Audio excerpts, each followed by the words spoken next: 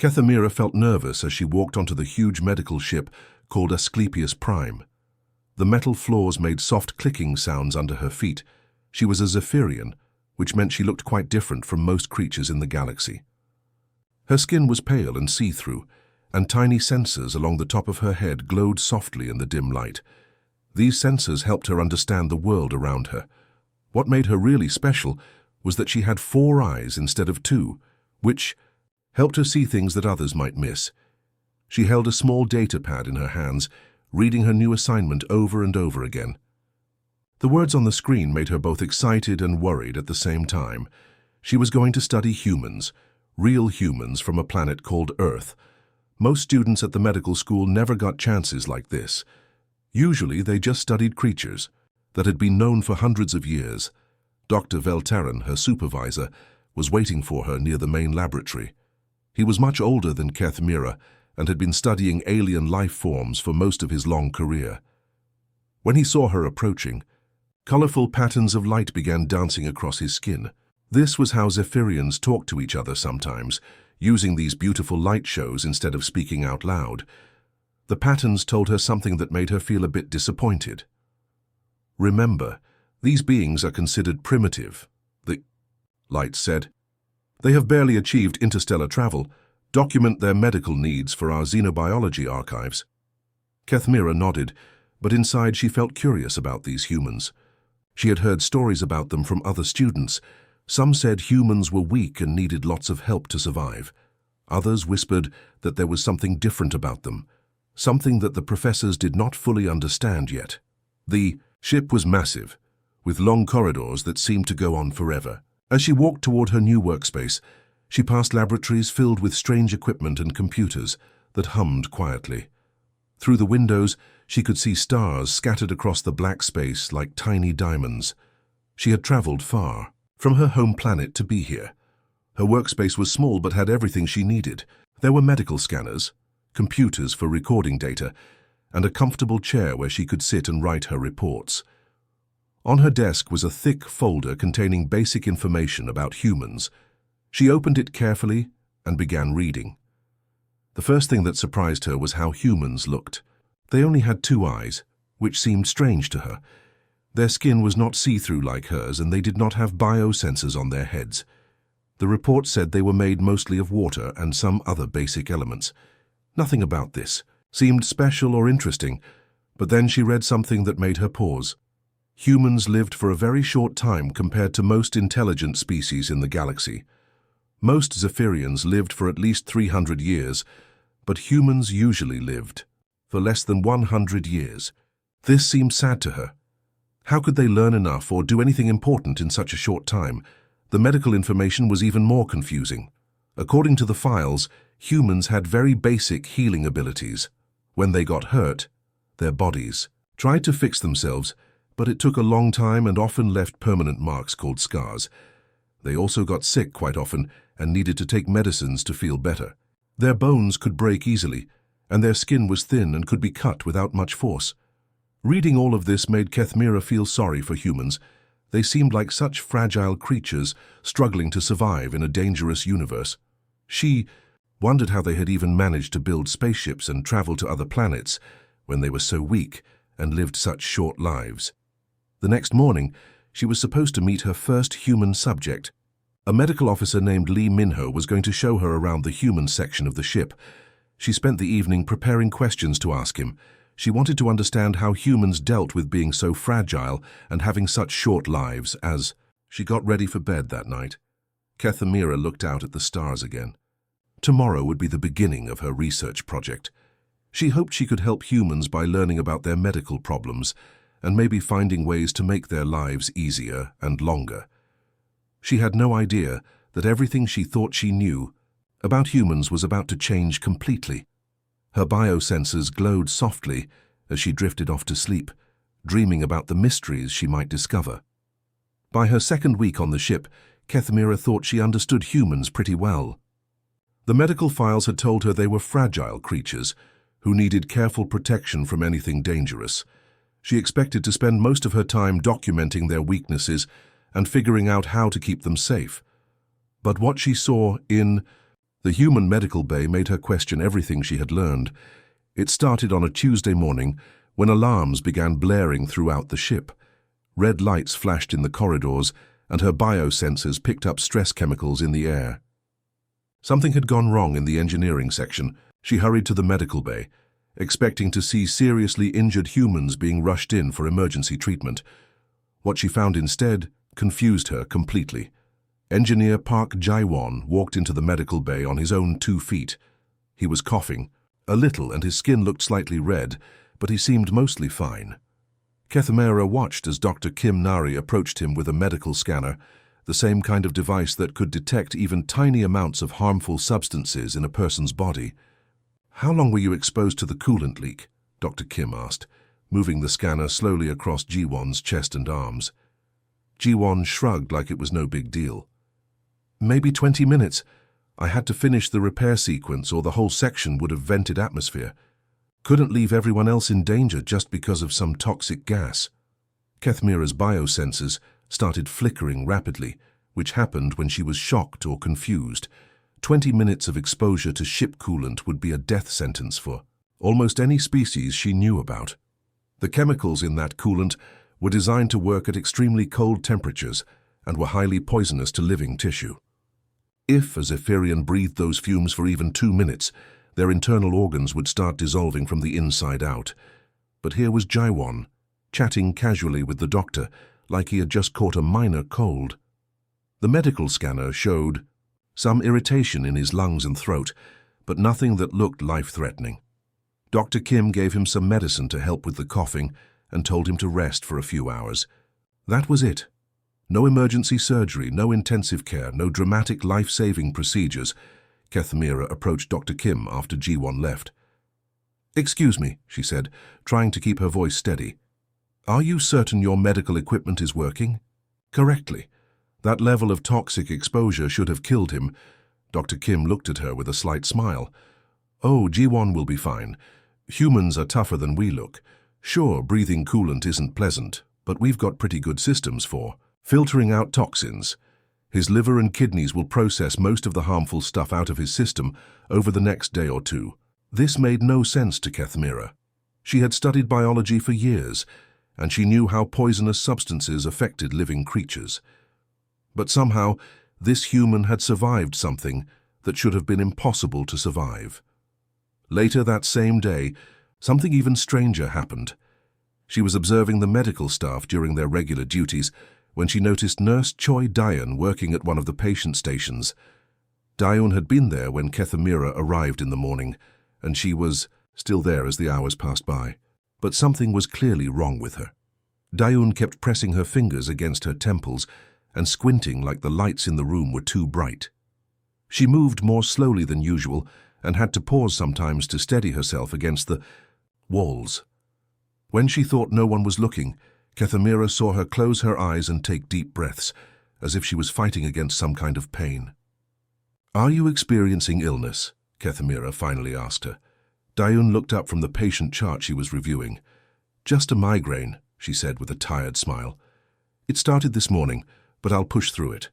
We're short-staffed today, and the patients need care." Kethmera had read about migraines in the human medical files. The description had been terrifying. Severe neurological pain that affected vision, hearing, and basic brain function. For most intelligent species, a migraine would mean immediate medical emergency and several days of complete rest in a dark, quiet room.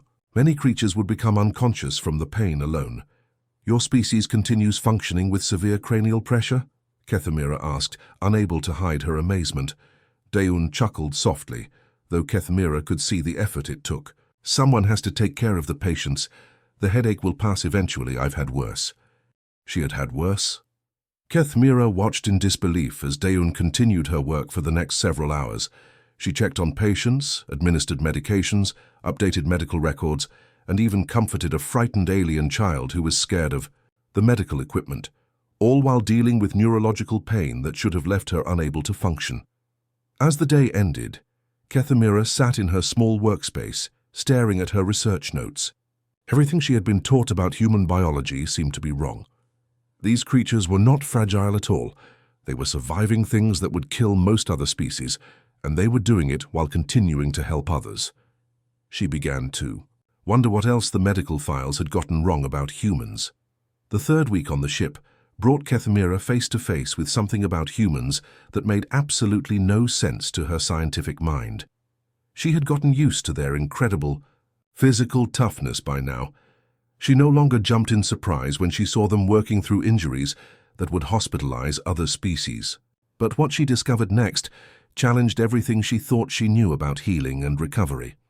It started when she met Security Officer Yoon Hajin during her routine observations of the ship's crew. Hajin was a friendly man in his 30s, who always had a smile ready for anyone who passed by his station. What immediately caught Kethmira's attention was his left arm. It was clearly mechanical, made of smooth metal and synthetic materials that moved with quiet whirring sounds when he used it. She had read in his medical file that he had lost his original arm 3 months ago in what the report called a plasma weapons malfunction. The details were brief, but it seemed like some kind of accident during a security drill had resulted in severe burns that made saving the limb impossible. For most species in the galaxy, losing a body part was devastating, but modern medicine offered excellent solutions. "The prosthetic works fine," Hajin explained when he noticed her staring. He demonstrated by picking up a delicate electronic component and manipulating it with precise movements. The mechanical fingers moved smoothly and seemed to respond to his thoughts just like a real hand would. "Actually, it's probably stronger and more precise than my original arm ever was," Kethmira nodded, impressed by the technology. But then something occurred to her that made her biosensors flicker with confusion. "Why did you choose a mechanical replacement?" she asked. "The medical bay has bioregeneration equipment. They could have grown you a new arm that would be exactly like your original one." This was true. Kethmira had seen the regeneration pods in the advanced medical section. The technology could regrow entire limbs using a person's own genetic material. The new arm would have looked identical to the lost one, with the same skin, muscles and nerves. It would have been indistinguishable from the original. Hajin paused in his work and looked at his mechanical arm thoughtfully. "I chose this on purpose," he said quietly.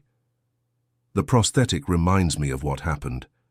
It reminds me to be more careful, to think twice before making decisions that could put others at risk." Kethmira stared at him in complete bewilderment. Why refuse complete healing? Her confusion was so strong that her bioluminescent patterns began glowing brighter, something that happened when she was deeply puzzled. Hajin smiled at her reaction. "The scar reminds me to be better, to protect others from making my mistake. If I had a perfect new arm, I might forget how dangerous that moment was. I might get careless again and someone else could get hurt." This concept was completely foreign to Kethmira. In Zephyrian culture, and in most advanced civilizations she knew about, the goal was always to return to perfect health as quickly as possible. Scars and disabilities were seen as unfortunate reminders of bad times that should be erased completely. The idea of deliberately keeping a disability as a learning tool seemed almost barbaric to her, but Hajin did not seem damaged or bitter about his choice. In fact, he seemed more confident and capable than many fully intact people she had met. He performed his security duties with dedication and skill, and other crew members clearly respected and trusted him. Later that week, Kethmira encountered something even more puzzling. She was reviewing patient files when she came across Dr. Seo Yoonji, one of the senior physicians on the ship. Yoonji was an excellent doctor who was known for her gentle bedside manner and her ability to treat patients from many different species. But her medical history contained something that shocked Kethmira. 6 months ago, Yoonji had been part of a research team studying dangerous diseases on a remote station. A transport accident had killed her entire team of colleagues and close friends. Yoonji had been the only survivor, rescued after floating in an escape pod for 3 days. The psychological evaluation in her file showed clear signs of what humans called survivor's guilt and post-traumatic stress. Kethmira decided to approach Yoonji directly. As a medical student, she felt it was her duty to help identify crew members who might need treatment for psychological trauma. "Dr. Yoonji," she said carefully one afternoon, I have reviewed your medical history. Have you considered psychological treatment for the trauma you experienced? We have excellent mental health. There are facilities on this ship. Yunji looked up from the patient chart she was reviewing. Her expression was calm and thoughtful, though Kethamira could see a deep sadness in her eyes that never quite went away. I appreciate your concern, Yunji said gently, but I've chosen not to pursue that kind of treatment. This stunned Kethamira. But the symptoms are clearly documented. You experience nightmares, anxiety, and periods of deep sadness. These could be easily treated with modern psychiatric medicine. Yunji was quiet for a moment, then sat down beside Kethamira. Grief isn't a disease to cure, she said softly. It's part of how we honor those we've lost. We carry their memory and let it make us stronger healers. She explained that the pain she felt was her way of keeping her lost colleagues alive in her heart. Every time she treated a patient, she remembered her team and tried to live up to their example. The sadness motivated her to be more compassionate, more careful, more dedicated to saving lives. If I took medicine to forget the pain, Yunji continued, I might also forget the lessons they taught me. I might forget why their work was so important. Kethamira left that conversation feeling more confused than ever. These humans seemed to deliberately hold on to their pain and use it as fuel for personal growth. They refused perfect healing in favor of imperfect reminders.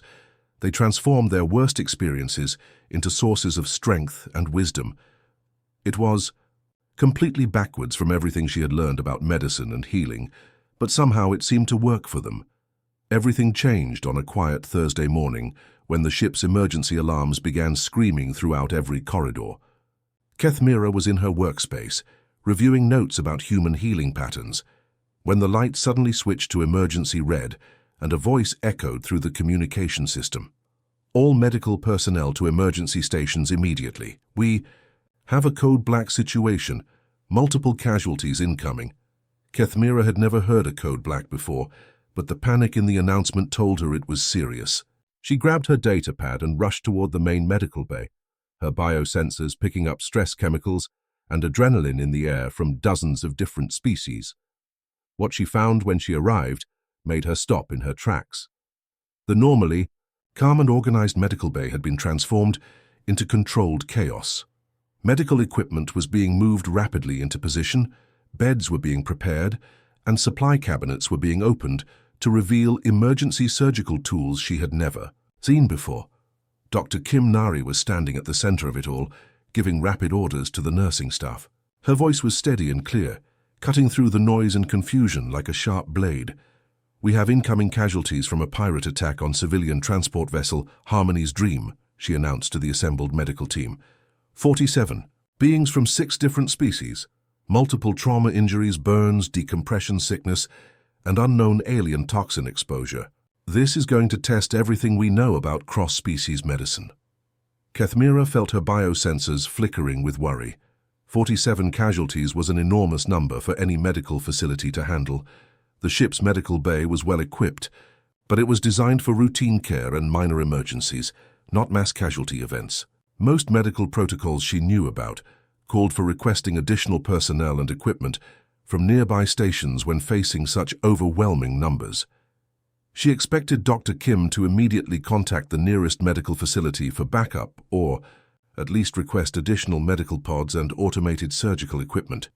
Instead, she watched something that seemed impossible. The human medical staff simply got to work. Dr. Kim assigned each team member specific responsibilities with military precision.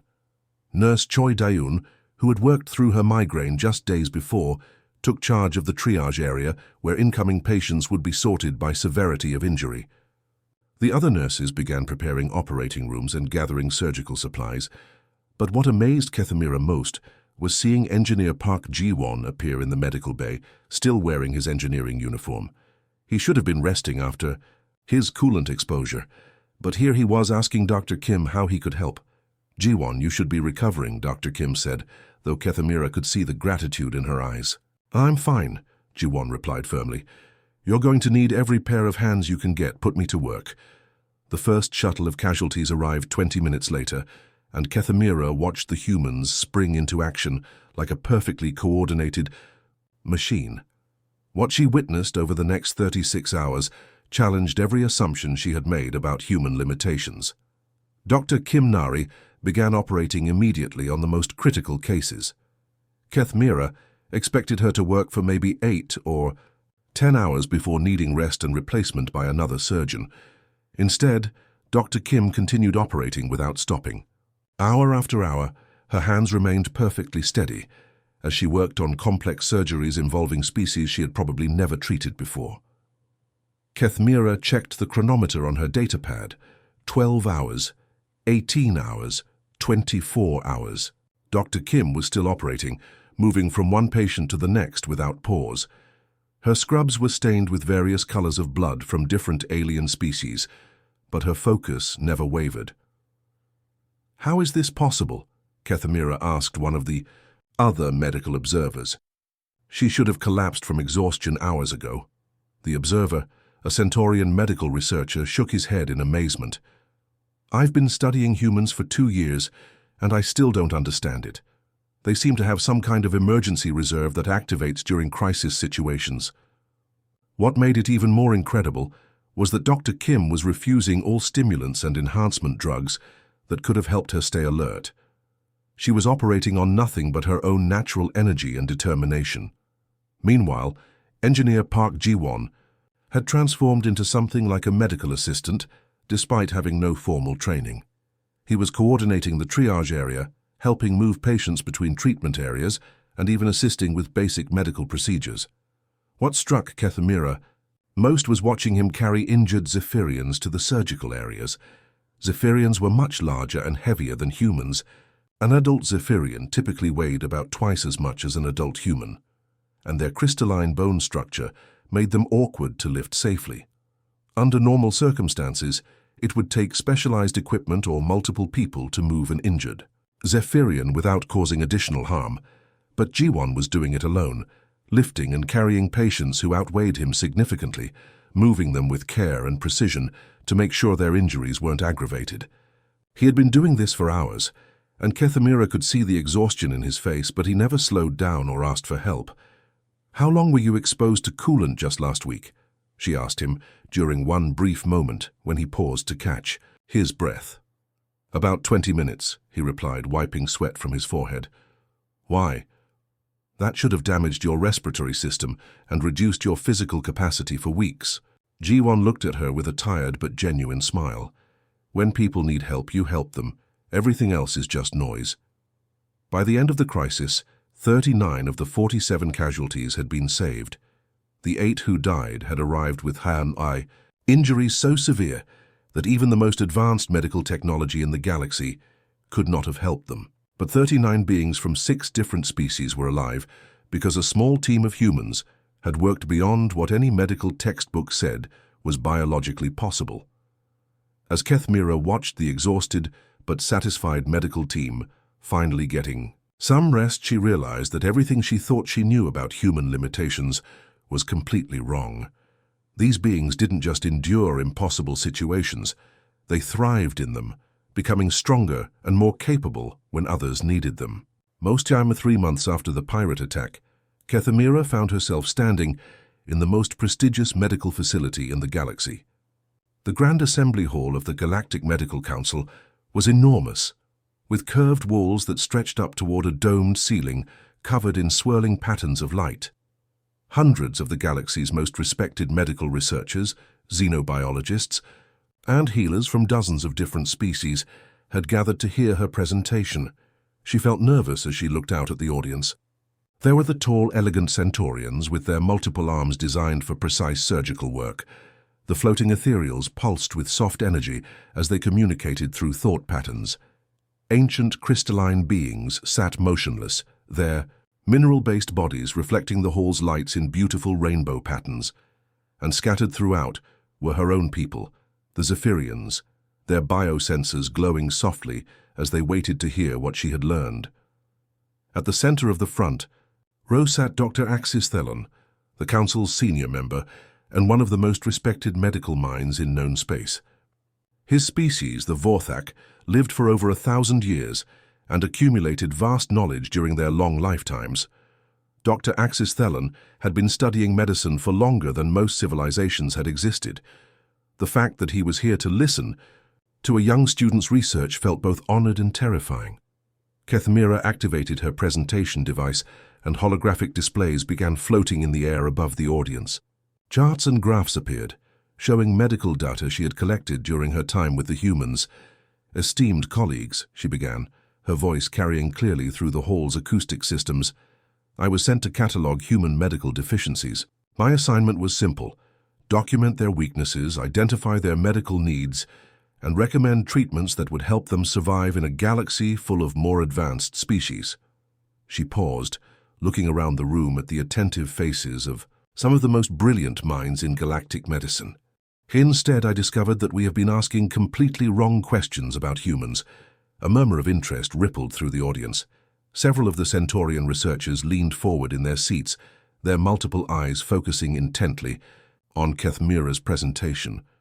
Her bioluminescent display began showing the data she had collected.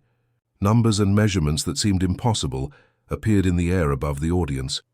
"During my observations, I documented humans operating at 300% of their normal efficiency during crisis situations. Their healing rates actually accelerated when they were under psychological pressure. Their pain tolerance consistently defied every neurological model we have for carbon-based life forms." The floating ethereals began pulsing more rapidly, which Kethmira knew meant they were excited or surprised by what they were hearing. One of them transmitted a thought question that appeared as glowing text in the air. "How did you verify these measurements?" "I observed Engineer Park Ji-won work for 18 consecutive hours, while carrying patients who outweighed him by significant amounts," Kethmira replied. "This was just 1 week after he had been exposed to toxic coolant for 20 minutes, an exposure that should have left him bedridden for months.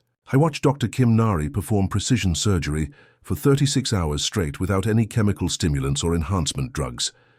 She clicked to the next part of her presentation, showing brain scans and biological readings she had taken during the crisis.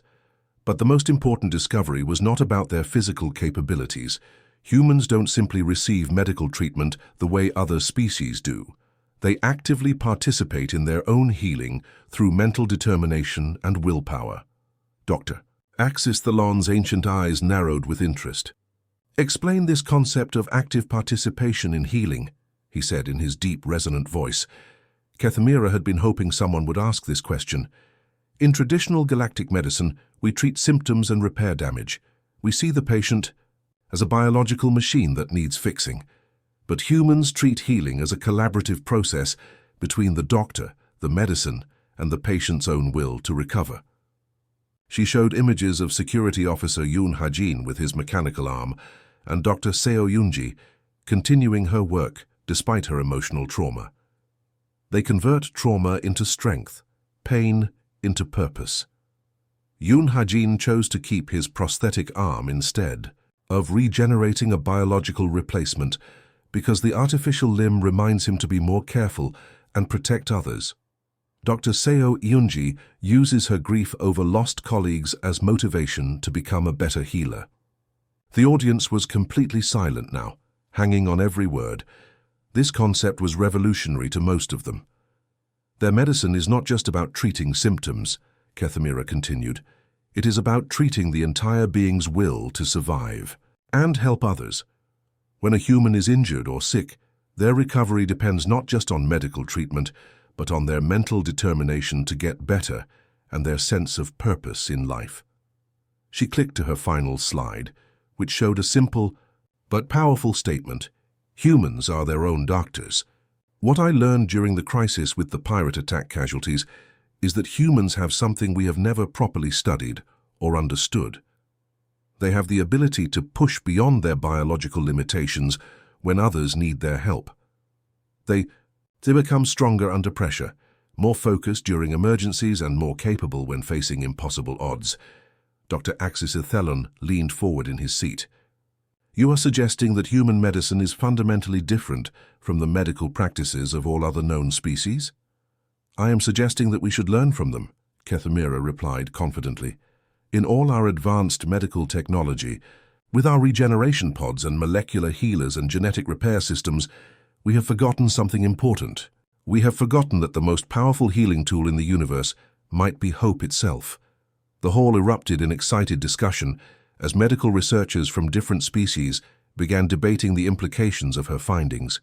Some were skeptical, others fascinated, but everyone was talking about what this could mean for the future of galactic medicine. Kethmira waited for the noise to die down before making her final request.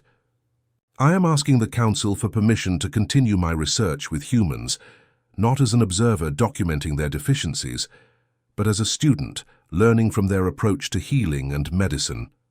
Dr. Axis Thielen was quiet for a long moment, then slowly nodded his ancient head. Request approved. Your research has opened a new field of study that could benefit all species in the galaxy. As the formal session ended and researchers began approaching her with questions and congratulations, Kethmira felt a deep sense of satisfaction. She had come to study humans as primitive beings who needed help. Instead, she had discovered that humans might be the teachers the galaxy had been waiting for. Her personal log entry that night was simple but profound. Today, I learned that the most sophisticated medicine in the galaxy is not found in our scanners or biopods. It is found in the human heart, in their inexplicable ability to choose healing over surrender, purpose over despair. They are, quite literally, their own doctors.